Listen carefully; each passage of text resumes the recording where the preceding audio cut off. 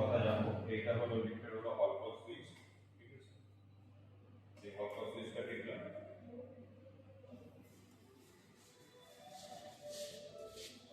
একটু ভেতরে আসো, ভেতরে আসো, ভেতরে না হলে বোঝা যাবে না। আচ্ছা, লিফটের প্রথম সুইচ হলো, এটা হলো হুটার বা অ্যালার্ম সুইচ, ঠিক আছে?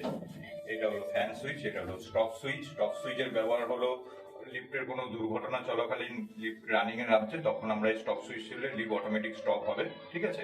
আর এটা হলো কল সুইচ, এটা মেশিন ঘরের সঙ্গে কানেক্ট করা থাকে, যখন লিফটের কোনো মেনটেন্যান্সের কাজ হয় তখন এই সুইচটা আমরা ব্যবহার করি, ঠিক আছে? আর এইগুলোকে সবকটা বলি আমরা হলো ফ্লোর কল সুইচ, ঠিক আছে? আমি যেই ফ্লোরে যাব সেই ফ্লোরে কল দিলে লিফট সেই ফ্লোরে উঠবে। যেমন এখানে দেখাচ্ছে আমাদের লিফট আস্তে আস্তে উপরের দিকে উঠছে। আর একটা জিনিস মেনলি আমাদের যেটা জানার কথা হলো, লিফট হলো এইটা হলো 8 প্যাসেঞ্জার, ঠিক আছে? থাইসান গ্রুপের লিফট, যেটার ওয়েট হলো 544 কেজি, ঠিক আছে? আর একটা জিনিস যেগুলো আমরা এখন দেখবো, লিফটের কিছু বটম আছে, সেই বটমগুলোর কি কাজ এবং কিরকম ভাবে বটমগুলো কাজ করে সেগুলো একটা ভালোভাবে জেনে নেবো। এই সুইচটা হলো গেট ওপেন, ঠিক আছে? Gate open. এই সুইচটা হলো গেট ক্লোজ, ঠিক আছে?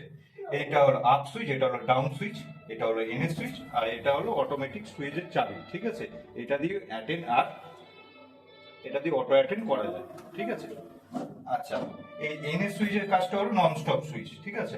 নন স্টপ মানে কোনো কিছু যদি আমরা ভিআইপি কে নিয়ে যাই তখন আমরা এখানে চাবি ব্যবহার করতে হবে। এখানে চাবিটার আগে এটা অটোতে রয়েছে, তখন আমরা অ্যাটেন্ড মুভ করব।